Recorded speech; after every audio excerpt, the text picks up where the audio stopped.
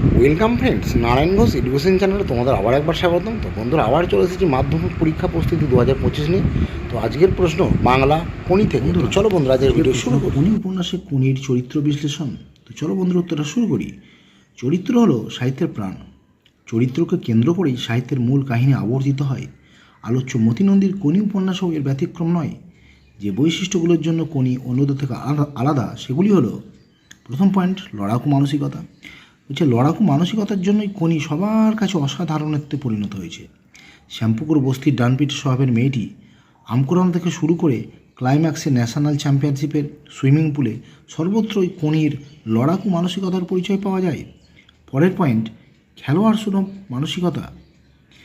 কোনির খেলোয়াড় সুলভ মানসিকতা কোনিকে অন্যদের থেকে আলাদা করে তুলেছে। গল্পের শুরুতে আম সংগ্রহ থেকে শুরু করে 20 ঘন্টা হাঁটা প্রতিযোগিতা, সব কিছুর মধ্যে কোনির খেলোয়াড় সুলভ মানসিকতার ছাপ স্পষ্ট হয়ে উঠেছে। এমনকি হিয়ার আনস্পোর্টিং অপবাদের জবাবও সে খেলাকে হাতিয়ার করে দিয়েছে।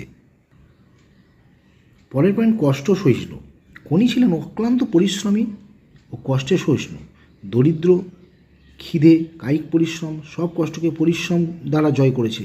একটু ভালো খাবার ও পরিবারের মুখে হাসি ফোটানোর জন্য কোনি লীলাবতীর দোকান প্রজাপতিতে নিরলসভাবে কাজ করে গেছে। পরের পয়েন্ট, দৃঢ় চেতা। জীবনে বারবার প্রতিকূলতার সম্মুখীন হলেও কোনি কখনো ভেঙে পড়েনি। সমস্ত প্রতিবন্ধকতা, অপমান আর চক্রান্তকে কোনি দৃঢ়ভাবে মোকাবেলা করেছে।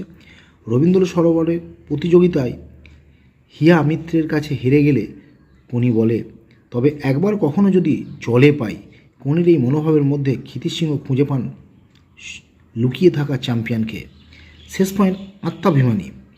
কোনির সমস্ত অভিমান জমা ছিল ক্ষিতিশ সিংহকে ঘিরে। মাদ্রাজে যাওয়ার সময় এবং সেখানে গিয়ে অসহায় অবস্থায় কোনির অভিমান সত্তা বারবার ধরা পড়েছে। তাই সব মিলিয়ে মতিনন্দীর কোনি জীবনযুদ্ধের একজন লড়াকু ও নির্ভীক সৈনিকে পরিণত হয়েছে। তো বন্ধুরা, এই ছিল আজকের ভিডিও। আশা করছি ভিডিওটা দেখে তোমরা অবশ্যই উপকৃত হবে। সবাই ভালো থেকো, সুস্থ থেকো, বাই।